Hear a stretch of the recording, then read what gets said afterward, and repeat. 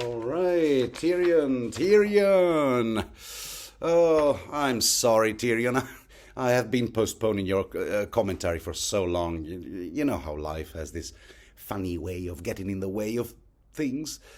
And here you were, or there, rather, Tyrion languishing in a cell, in a tower in the Red Keep, waiting for someone to pick you up again and read about you, rather.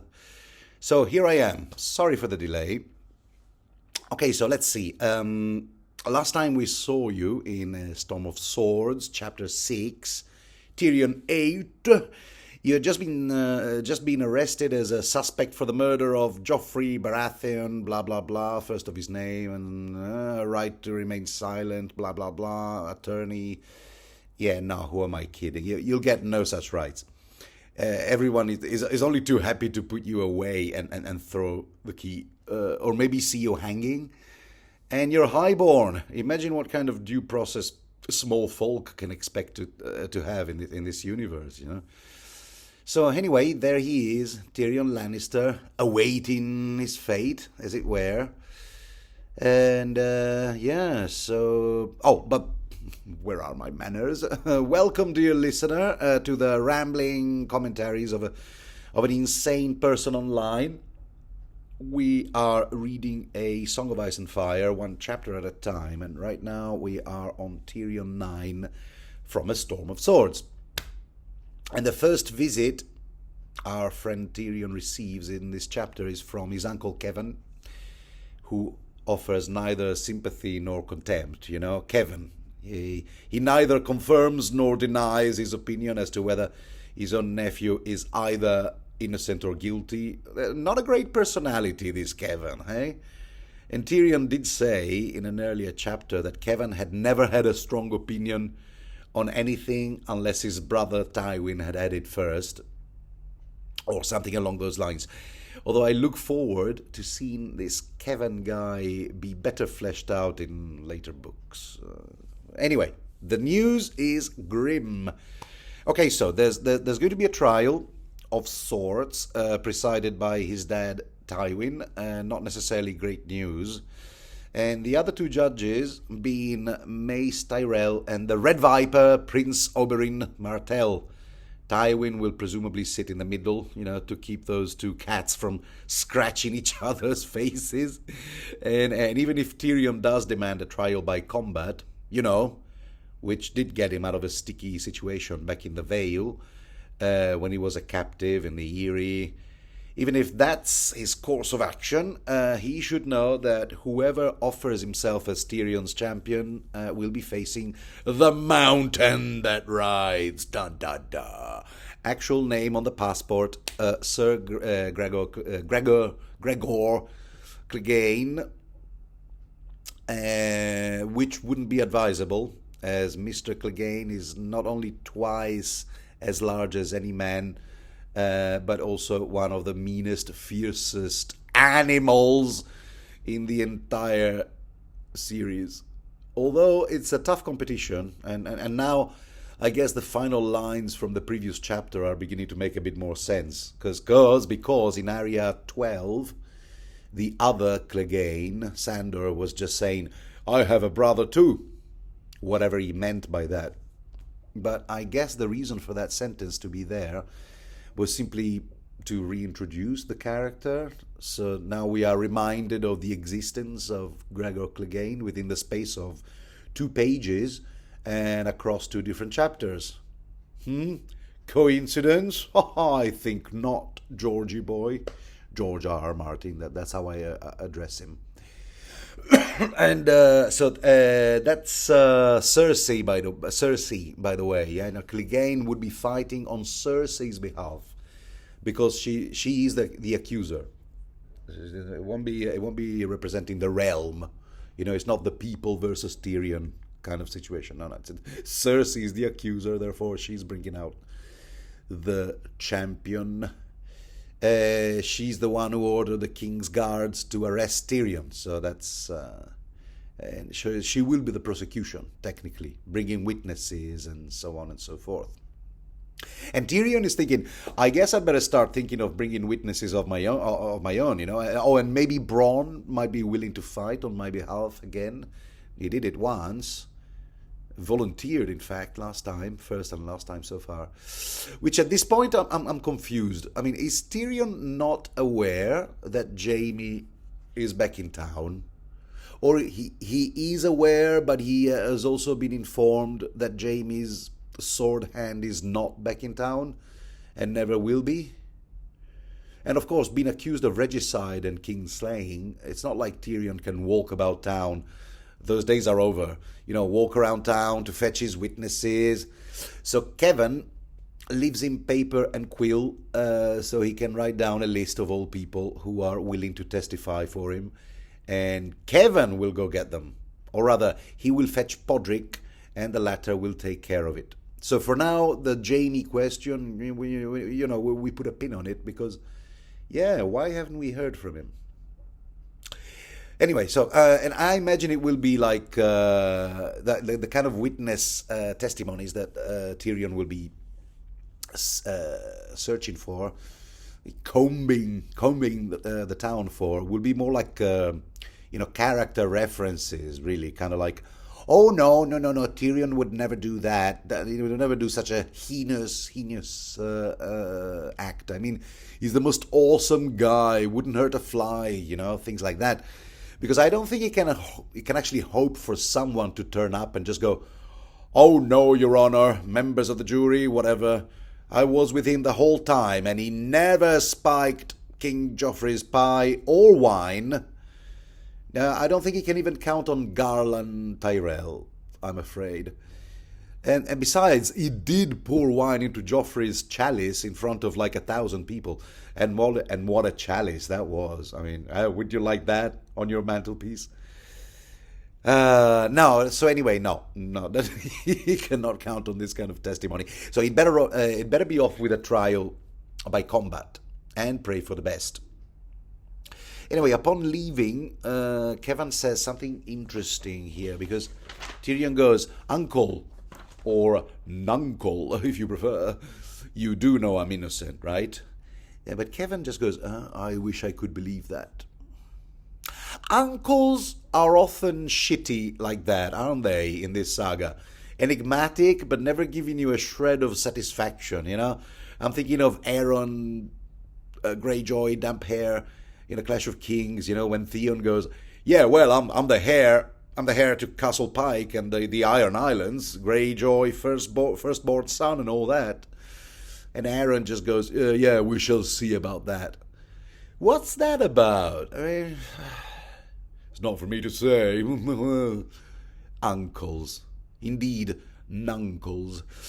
Although what Kevin just said could actually mean one of two things. It could mean, yeah, sure, innocent. Come off it, mate. With you, committing this sort of thing, it was always a matter of when, not if. Ha, there, I said it. Or, and I like to think that, it could mean I literally wish I could, as in wish I was allowed to believe it, but you know how it is. The consensus here, the party line, by which I mean your own father Tywin, is just that the sooner he puts you away, the better. What with you being an embarrassment to him and all, you know how he is. So no, the party line is that you're guilty until proven, or rather, unless in the unlikely event that you're proven innocent, or something along those lines. It came out a bit clunky, but you get the idea. So Podrick does show up, and he's quickly sent to fetch Bronn, which proves to be a bit tricky because Bronn is incommunicado. And meanwhile, Tyrion has all the time to think about Sansa and how she has disappeared. Could she have done it? Kevin assures him that she's nowhere to be found. Varys, Adam Marbrand, they're all looking for her, each in his own way. But poof. And she's, at this point, the only defense witness on Tyrion's list until Podrick finally turns up with Bronn behind him. One of those, boy, am I glad to see you scenes, right? Except that, no. No, Bronn has bigger fish to fry right now. First of all, his social climbing seems unstoppable now. See? You can tell. You can tell by what he's wearing. A jerkin studded with silver and a heavy riding cloak with a pair of fine-tooled leather gloves thrust through his sword belt. That's right. The Knight of Blackwater is doing well. New money, you know how it is. He is currently engaged to Lolly's Stokeworth because he doesn't care that the poor girl is in great company and still has PTSD from the King's Landing riots, not to mention the unwanted pregnancy that came with the King's Landing riots. Nor does he care that Lolly's has an older married sister. In time, he figures, all those issues will find their solutions, including Lady Tanda Stokeworth's eldest daughter. You know, improper mob type hints. You know, Bronn goes, "It would be a shame if something were to happen to her." Yeah. Yes, Bronn right now feels like a cruder and crasser sort of like little finger, you know, climbing socially, one step at a time, one corpse at a time. And they did portray that in the HBO TV show, in a dialogue between those two actors who play Bronn and Lolly's. Hang on, got it written down somewhere. Jerome Flynn and Elizabeth Cadwallader, respectively. Great actors. So yeah, I like that even the TV show didn't overdo it with creating sympathetic characters, you know, like they did with some of the main characters, ditching some darker aspects of their personalities. At least with Bronn, they went, aha, no, don't get too attached to this Bronn guy. He's also capable of creepy acts. So yeah, no, that's it's good that they retained that sort of spirit from the book series. Anyway, the point being that when we first met Bronn at the beginning of his character arc, he was a sellsword, a mercenary, and a combat was the thing he did for a living. Right now, he has way better prospects, sources of income, and far more to lose. All of which Tyrion suspects and later has it confirmed was engineered by Cersei. See? She can plan ahead when she really puts her mind to it. You know, she covered all angles. I mean, she figured Bronn was now the only swordsman Tyrion might rely on, the mountain clans having all gone back to the Vale. As we were reminded in the previous chapter, remember? The mountain clans up in the Vale where Sandor Clegane and Arya ended up. Except maybe for Shagga, who's robbing caravans somewhere in the woods. Anyway, so Cersei did the introduction, and bang! Suddenly Bronn has something better to do with his life, something better than fighting the mountain. And little does Tyrion accomplish when he desperately tries to persuade Bronn that Clegane was wounded multiple times in some of the latest battles. Yeah, nice try, Tyrion. He really has nothing to offer, actually. Even the fact that his wife Sansa is heir to Winterfell lands on deaf ears because A, Sansa is nowhere to be found, and B, the North is cold and has very little appeal to Bronn. He's more a beach and cocktail pina colada kind of guy, you see. This is mountain vacations, nah, not for me. So upon leaving, he does at least have some hesitation, you know, and asks Tyrion, so yeah, well, what are you going to do, buddy? Well, what can he do? Huh? Fight the mountain himself? He does list that as an option, but somehow I don't think he means it. So after a totally sleepless night, he goes, yeah, I mean, I might as well go and fight the mountain myself. You know, can you imagine the singers singing a song about that? And Bronn does kind of like give him a wink. You go, you know what? I hope I can hear it. I hope I can hear the singer sing it. He does. He's fond of Tyrion, but not overly fond. But I don't know, there's something bittersweet about it, which could be the subtitles of every single one of these books of the Song of Ice and Fire. So Tyrion can't sleep the following night. He can't even can't sleep. Would you be able to?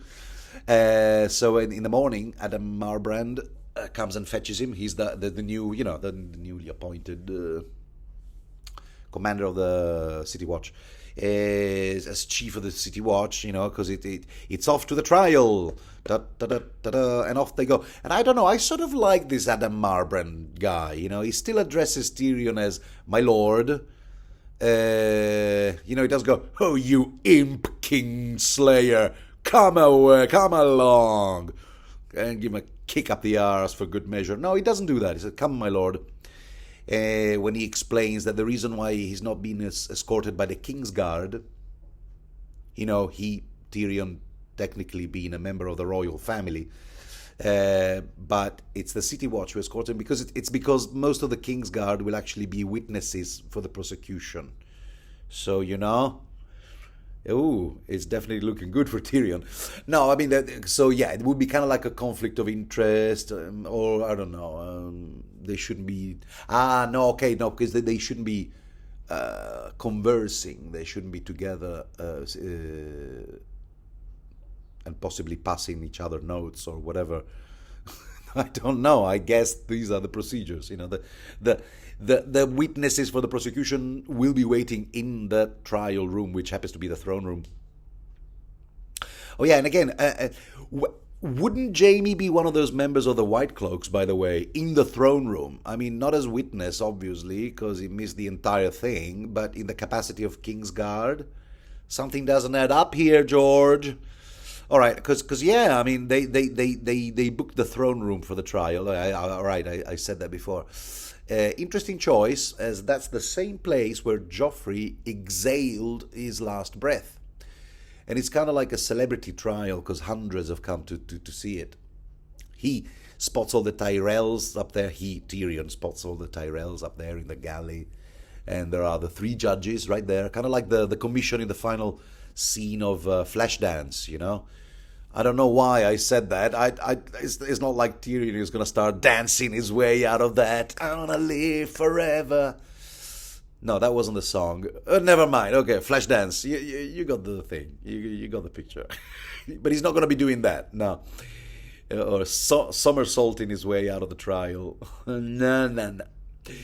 Yeah, so the High Septon, intones a quick prayer to the Father above. And it's the Father below who initiates the proceedings.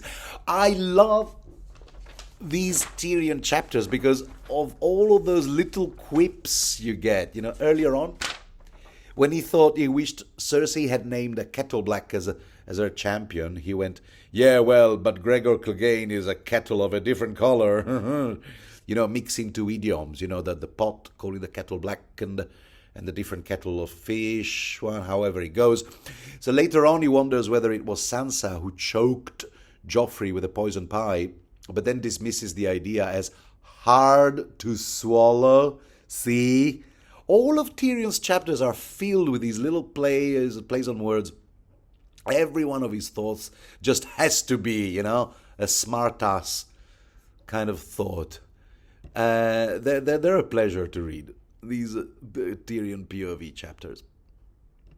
And by the way, the Sansa question is exactly the question Mace Tyrell asks him right after Tywin bluntly goes, "Did you do it? Did you do?" But it's no to both questions. Yeah, no. So did Sansa do it? No. Did you do it? No. Look, I want to get to the bottom of this. Especially Mace, because Mace, let's not forget, and we will be reminded later, he's thinking, my daughter almost drank from that very cup. Which, I don't get it. Okay, whoever is the culprit, you want to get to the bottom of it, but you can't be clouded by your decision to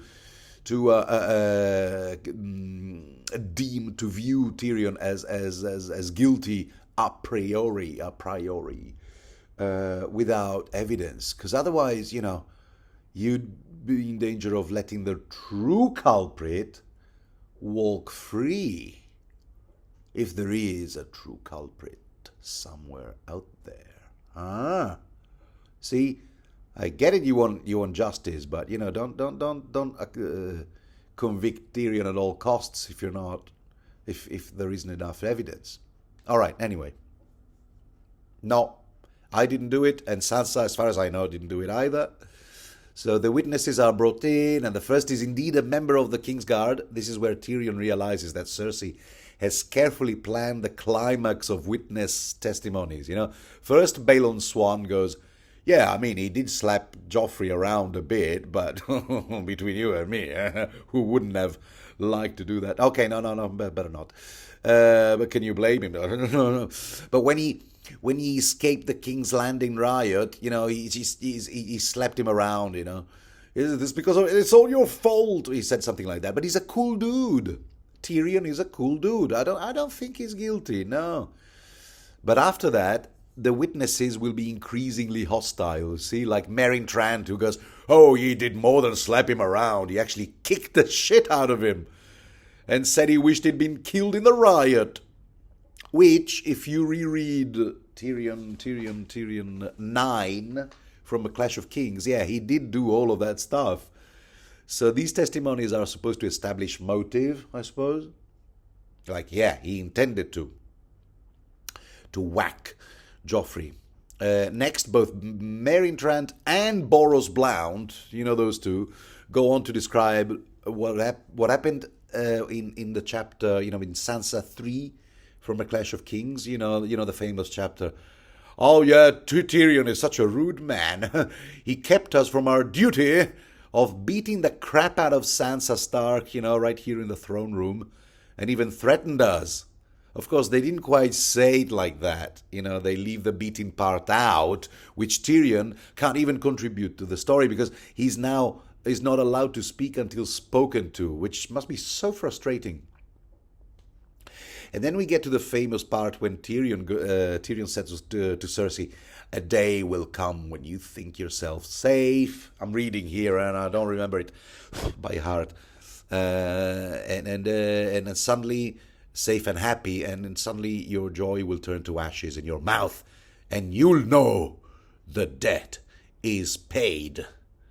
When I lay my fingers upon you, bang, bang.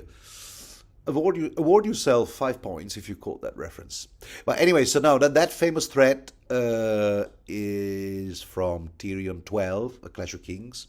Man, you would think the whole book, at least the whole Tyrion arc in A Clash of Kings, was building up to this trial. This is beautiful. It's a beautiful, jigsaw whose pieces are beautifully coming together. But see, that's something we're seeing here, and not for the last time, when a whole series of isolated incidents, if retold all together, looked at from a certain angle, do point to some monster, some clear-cut villain.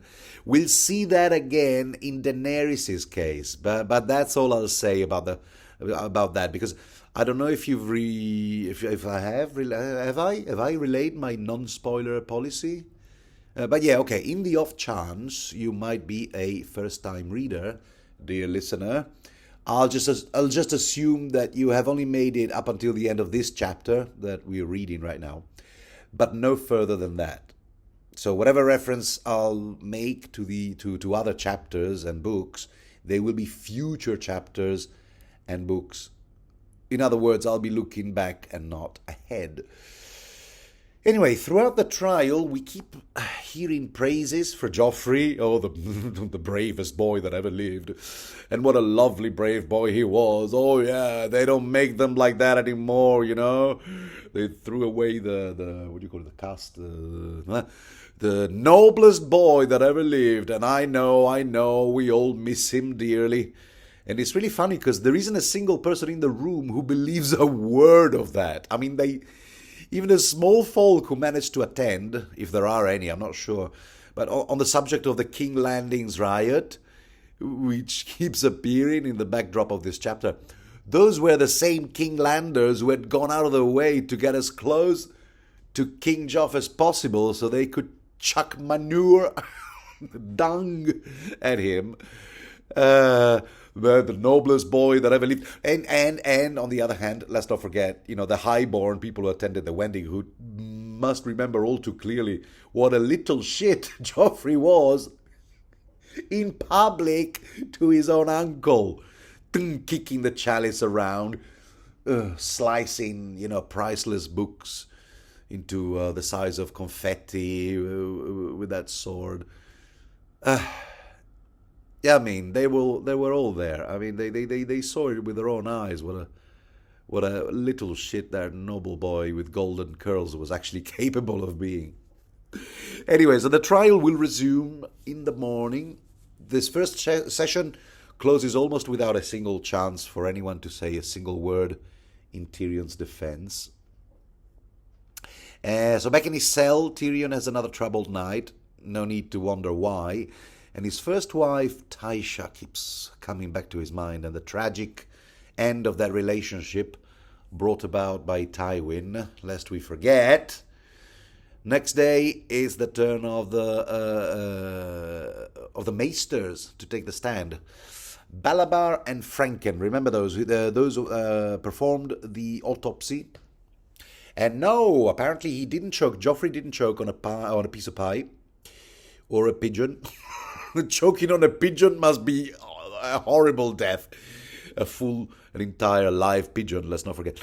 And he didn't choke on wine, he didn't choke on pizza, he didn't choke on a donut or anything like that. 'Twas poison, we say. So at this point, Pycelle is brought in, and he looks frail and disheveled. Basically, he still bears all the signs of the damages he suffered when Tyrion had him jailed, so you already kind of suspect he's not going to testify in Tyrion's defense. And something interesting happens here. Bear with me here, because the text isn't 100% clear, so we kind of have to fill some gaps ourselves. Okay, here's the story. Some jars containing different poisons are brought to Pycelle, and he is asked whether he recognizes those jars. But actually, this is weird, because he's not asked, do you recognize these jars as your own jars? Which is ultimately what the court is aiming to prove. What the text says is that he's asked to identify those poisons just by the jars, as if Pycelle, was giving some sort of expert testimony, as opposed to a witness testimony, which is, sort of the case, but not the main thing. What we understand from the text is that Tyrion's chamber was searched while, he was being arrested. He was in jail. And those jars were found there, in Tyrion's bedchamber. Is that possible? Solar, whatever. So what the jury wants to establish here is whether Tyrion stole those jars from Pycelle's study. That's how I understand the dynamics, what's going on here. But the first thing Pycelle says is not, why, but these potions are all mine. I've been looking for those for ages. Those jars, I recognize them all. No, the first thing Pycelle does is list all those poisons, their names, their properties, their effects, which I find interesting for two reasons. Okay, first of all, we know that Tyrion did steal at least one vial from Pycelle's shelves. That was back in Tyrion 4, in A Clash of Kings. But it was only a potent laxative, you'll remember. We're given to understand that it was a laxative, which he then proceeded to administer to Cersei. I should be laughing. That was really mean. To keep Cersei from attending a small council meeting. We won't dwell on the details. However, poisons? I'm not saying Tyrion never went back to steal some poisons as well, after that. He certainly had the opportunity as acting hand of the king while Pycelle was incarcerated. And he doesn't deny it here at the trial, but I personally don't remember the text, any chapter in the Clash of Kings describing Tyrion doing that, literally stealing poisons, more poisons from Pycelle's study. We can assume, I told you we had to fill some of the gaps ourselves. We can assume that poison was needed for that failed attempt to rescue Jaime at Riverrun, maybe, remember? Tyrion VI from the Clash of Kings. The 4 guys he needed for the job, a thief, a poisoner, a mummer, and a murderer. So maybe at that point, when those 4 guys came to Tyrion to get briefed, we can imagine that the poisoner just looked at all those jars of poisons and went, okay, so I'm going to need this one. No, yeah, you can keep the rest. Something like that. But the second thing I find interesting is that there's this huge emphasis on Pycelle listing the names of those poisons when in fact none of them was used to murder Joffrey. Because later Tyrion does ask, all right, so could any of these jars contain the poison that you say was used on Joffrey? To which Pycelle simply responds, no. Joffrey's symptoms were consistent with a rare poison known as the Strangler, which isn't in one of those jars because you, Tyrion, used it all to murder Joffrey. That's right. Case closed. Which means we must assume that this Strangler was part of Pycelle's stock, stolen from Tyrion. There's a lot of gaps in what they're saying here. But here's the thing, if there was such an emphasis on Pycelle listing all those poisons, I don't think it was just for world building. Here, let me read you the full quote. I've got it right here. Thank God for bookmarks. Okay, here we go. Grey cap from the toadstool. Ugh. Nightshade, sweet sleep, demon's dance. Oh, this is blind eye. Widow's blood. Oh, widow's blood, this one is called, for the collar. A cruel potion. It shuts down a man's bladder and bowels until he drowns in his own poisons. This wolfsbane, here basilisk venom, and this one, the tears of Lys. Is it Lys or lice? Lysine, so I guess lice. Oh. But that doesn't sound very attractive. Lice. Anyway, but you see what's happening here, right? The only poison which gets a detailed description is this widow's blood, including and especially its effects. Keep this in mind for a future chapter because this detail might lend some credence to a certain theory involving Prince Oberyn Martell, aka the Red Viper, poison expert, with a metal chain link, awarded from the Citadel. And this is all I'll say about it. And since we're on the subject of lists of items, only one which is noteworthy, meaning only one on which George R. R. Martin has future development plans for, with regard to the multitude of witnesses coming forth to say whatever they have to say, incriminating Tyrion. Only one such witness is noteworthy, in my humble view. Lady Merryweather. Lady Merryweather. Now, this is a character that, in typical George's fashion, blink and you miss her. In Sansa 1, this same book, she's simply introduced in passing as a sultry, here's a quote, sultry, black-eyed, Mirish beauty. And she's simply part of a whole entourage, that came to King's Landing with the Tyrell Corporation. We're just told she's Lord Orton Merryweather, Lord Orton Merryweather's wife. We learn from the appendix. And that's it. That's all we know. Later in Sansa 3, at the dance for Tyrion's and Sansa's wedding, all the guests are dancing. And here, let me read you this other quote. Lady Merryweather, the Mirish beauty, with the black hair and the big dark eyes, spun so provocatively, that every man in the hall was soon watching her. All right, bouncy bouncy. Okay, never mind. That's me being childish. But yeah, that's literally it. And now, out of the blue, here, let me read you. I'm all about reading quotes today.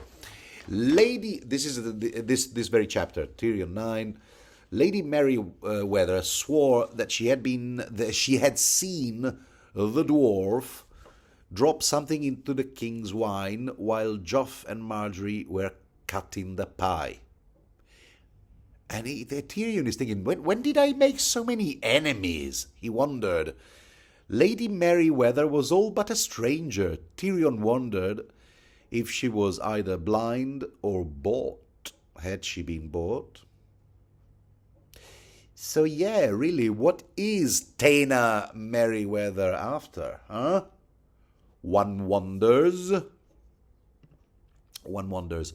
Well, dear listener, that is a jigsaw we will be putting together at some point in a Feast for Crows.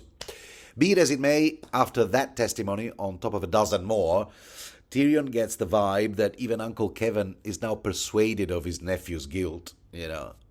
Tyrion thinks as much when he sees Kevin back in his cell that same evening, and Kevin confirms it.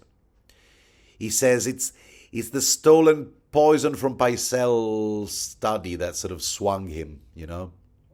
Still, the bad news keep on coming. Sansa hasn't been found, obviously, as she's on a cruise at the moment, the cruise liner, Littlefinger's cruise liner, while Varys, the only other witness Tyrion thought might testify in his favor, will actually be testifying against him tomorrow. Shouldn't you consider confessing and stop wasting everyone's time? Uncle Kevin ventures. Oh, Tyrion goes like, you did not say that, Uncle. Oh, well, you bet I did. Yeah, but listen, yeah, hear me out. He goes, if you do confess, yeah, your father will allow you to join the Night's Watch, take the black, which goes with everything, really, and it makes you look slimmer. And with a bit of luck, you'll end up with Alistair Thorne and Janos Slynt as your direct superiors. Both men with plenty of reasons to be fond of you, huh? And look, I feel your skepticism, you know, what with those being the very terms which were offered to Eddard Stark in Book 1. Kevin is being very meta at this point. But look, you know, your dad Tywin wasn't involved in that Eddard Stark quagmire, however it's pronounced, quagmire. In fact, he always disapproved of the haircut Joff gave Ned Stark. So yeah, no, don't you worry about a thing. Now, Tywin is in charge. You know, he's the man. He's the big cheese, the big honcho. Okay, this is probably a good point in my commentary to inform you that these dialogues are slightly paraphrased in case you hadn't gotten that vibe.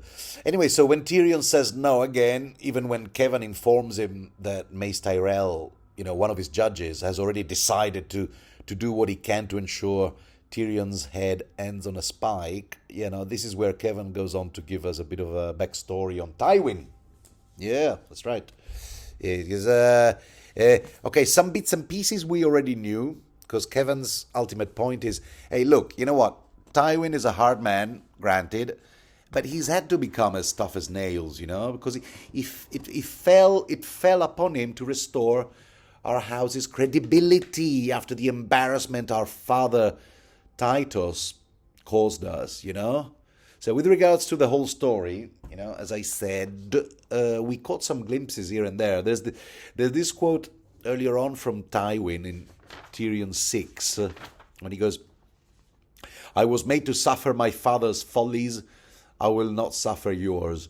Enough. Which left us wondering, what follies is he talking about? I mean, of course, we heard the stories of the Tarbecks and the reigns of Castamere, both from Tyrion and Jaime in his interactions with Roose Bolton. There was a huge build-up for those reigns of Castamere, particularly because we had to have some knowledge of that story to better appreciate the dissonance, and I mean literally dissonance, of the so-called musicians who, out of the blue, started performing the Rains of Castamere song at the Red Wedding. Okay. But here Kevin goes further than the story of Lannister, bannermen laughing at Titus in their cups. He also tells Tyrion of this mistress Titus took, after his first wife died. Incidentally, before I forget, Titus's first wife was a Jane Marbrand, whose brother, according to some claim on the wiki of Ice and Fire, whose brother Daemon was Adam Marbrand's father, which, if confirmed, would make Adam and Tywin first cousins. There you go. I thought I'd point it out. Sorry, boy do I digress today. What was I talking about? Where was I? Oh yeah, okay, so some lover that Kevan's and Tywin's father Titus Lannister took at some point as a widower, needed some comfort. And apparently this woman was a gold digger, but we never had the woman herself, point of view perspective. So we have to take Kevin's word for it. Apparently he says, he was just basically a glorified sex worker and a gold digger, and this woman helped herself to the late Jane Marbrand's jewels and clothes, and also began ordering about household nights, dismissed servants, and sat in attendance at court. We'll find out all of that in later books. I think there's the Feast for Crows, the Jaime, the various Lannister arcs in there. So that's all I'll say about it right now. So suffice it to say that Tywin gave this woman a hard time, shall we say, as soon as Papa Titus sounds like a Greek name. As soon as Papa Titus, Daddy Titus, kicked the bucket. So that's the backstory. So anyway, so Kevin goes on to sing such a flattering song for Tywin that Tyrion is astonished. You gotta trust him, Tyrion, man. Kevin is unstoppable at this point. He's a tough man, but he's fair. I love him, and so on. Except that, no. Yeah, well, look, cry all you want, play the fiddle for your brother all you want, Uncle Kevin, but no, you're not gonna get a false confession out of me. You can rest assured of that. Particularly because, and here we have another interesting aspect of Tyrion's personality. The way people despise him, especially those who never even met him, bothers him. It bothers him a lot.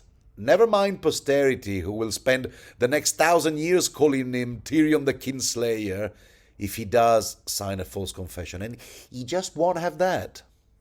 No.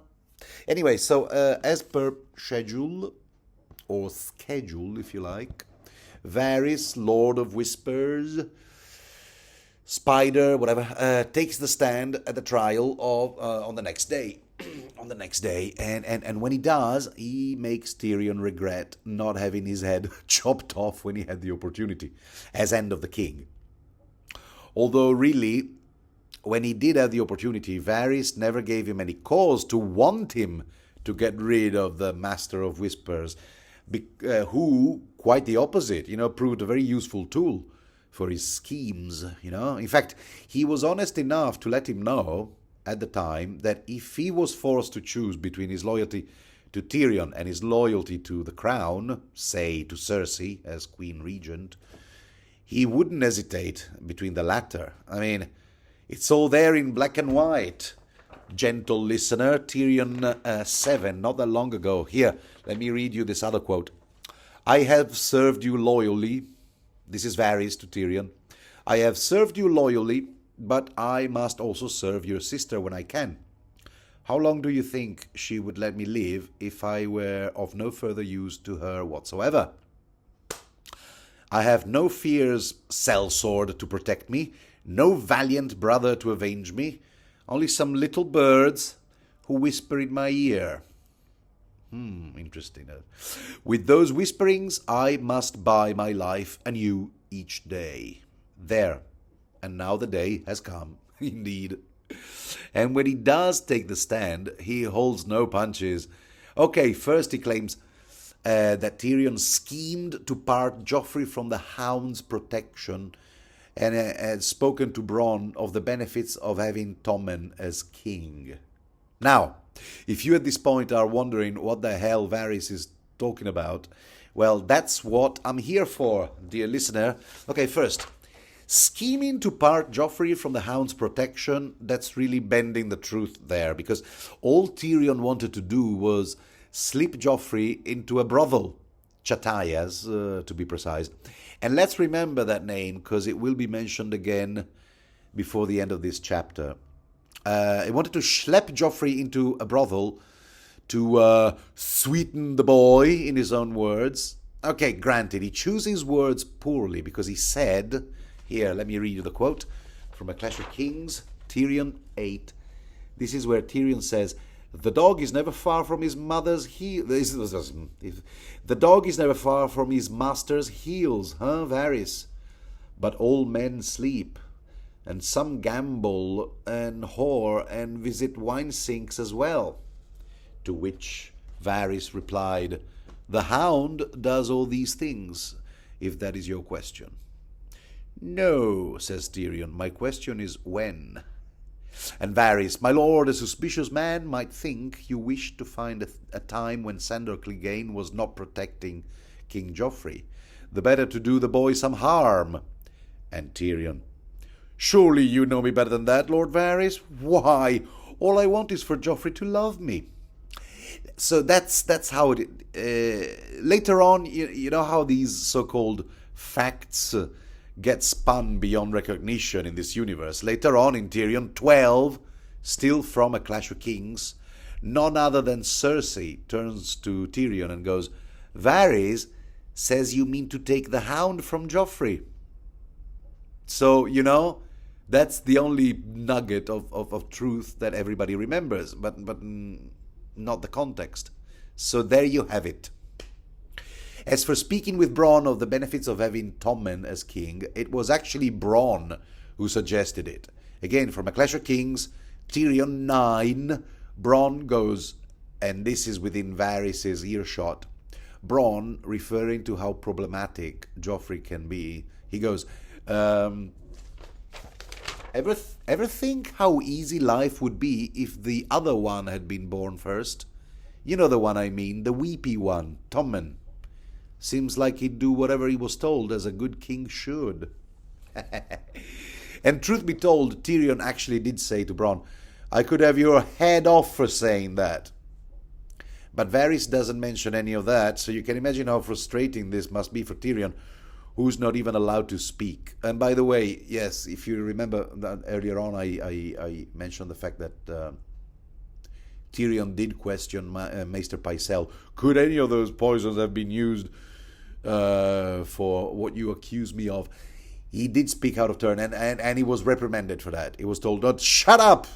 So, yeah, exactly. This is why now Tyrion can't, contribute a single word to this testimony, this twisted testimony from Varys, who goes even further, confirming even things he could not have witnessed since he wasn't even there, like the theft of poison vials from Pycelle's lab or study, whatever. The threats Tyrion made to Cersei, all relayed to Varys by the usual little birds.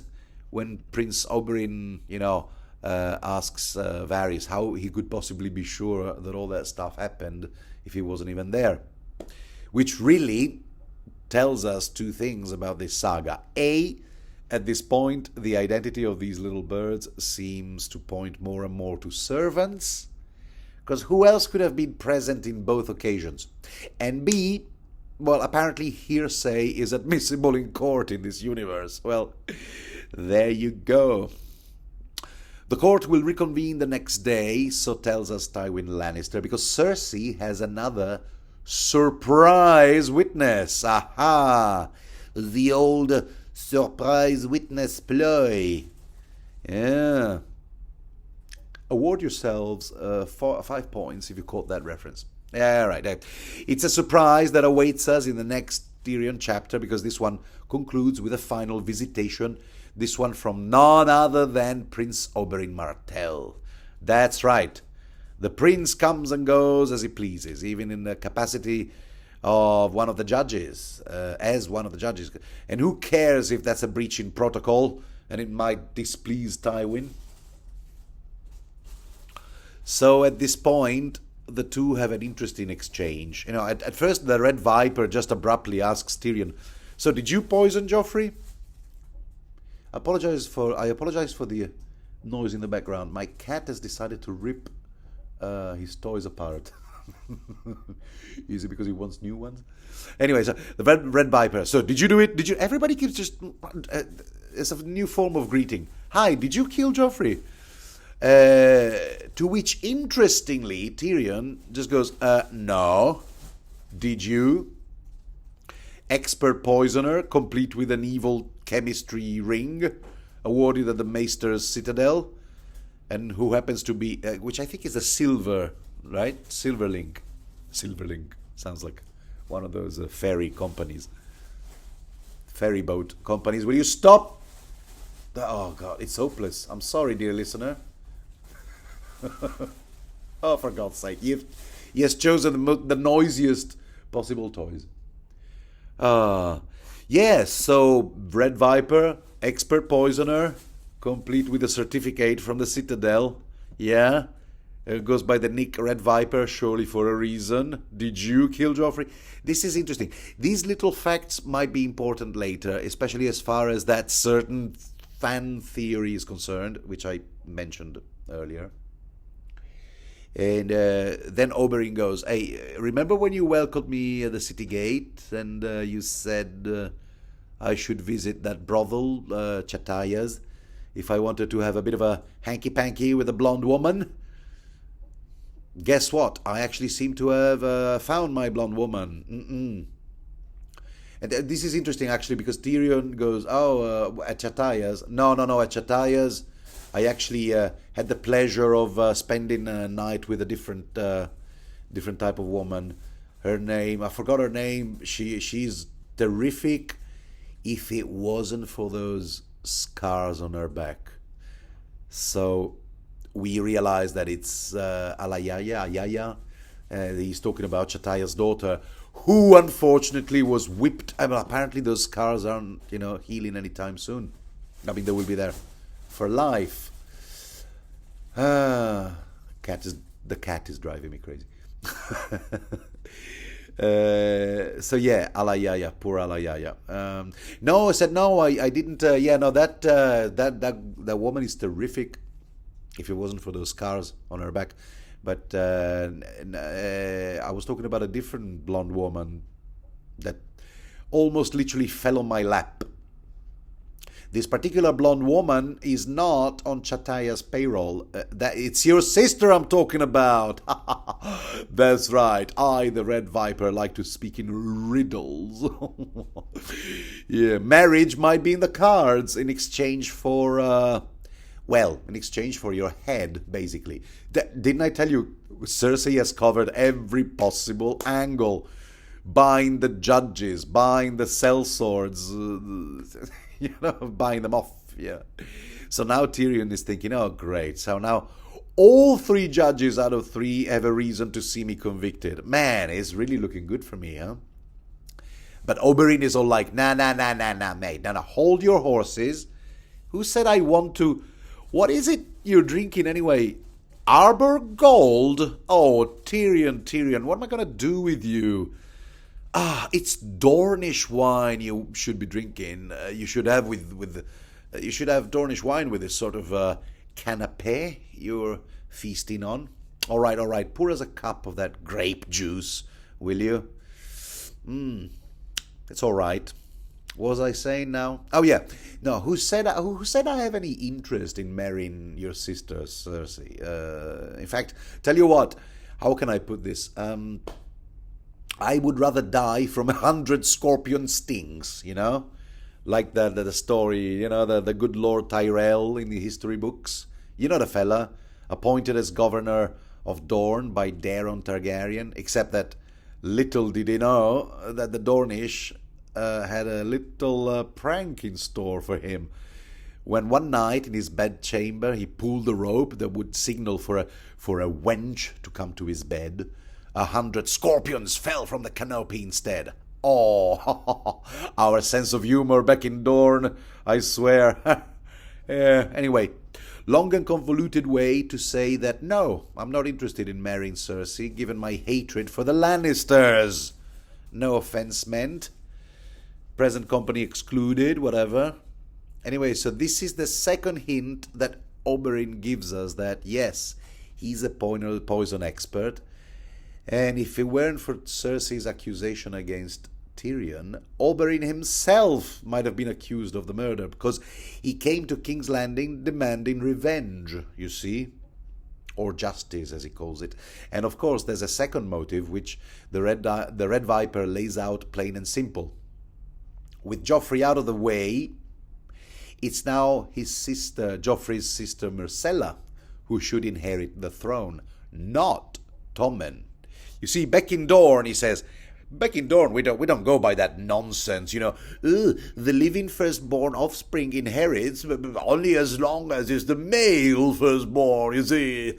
And As far as Dorne is concerned, the new queen is Myrcella Baratheon, soon to become Myrcella Martell. Love the sound of that, Myrcella Martell. As she has been in Dorne for some time now, fostering with my brother Doran Martell, and as it happens, now betrothed to one of Doran's sons. The appendix here in this book informs us that it's Prince Trystane, Oberyn's nephew, naturally. Naturellement. And let's not forget that Myrcella is in Dorne because of Tyrion, who dispatched her there in the capacity of Hand to the King. Tyrion in the capacity of the Hand to the King, not Myrcella. And yeah, so there you have it.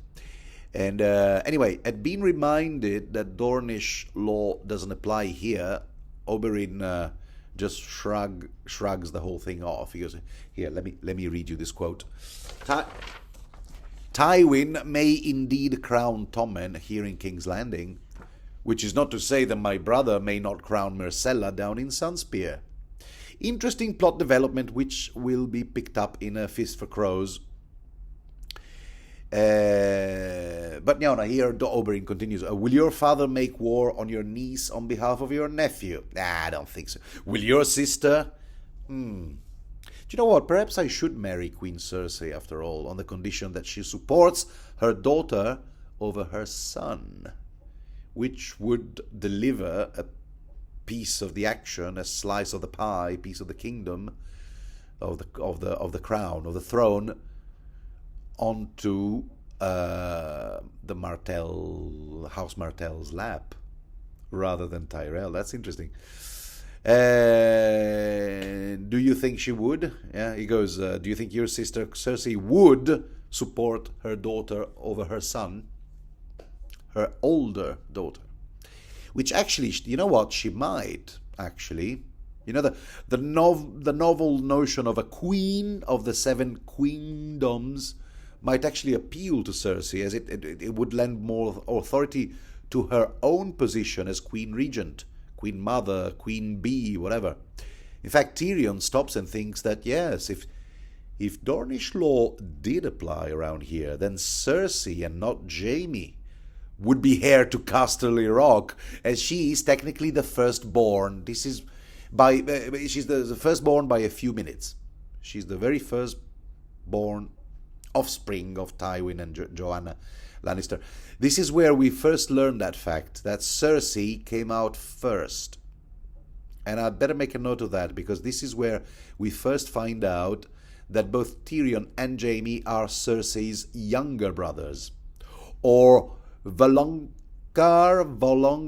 whatever that word is in High Valyrian. That's all I'll say about it for now, but it will be important later. Anyway, none of it matters, goes Tyrion, because my father will never stand for that Queen of Westeros stuff, To which Oberyn casually goes, yeah, well, your father may not live forever.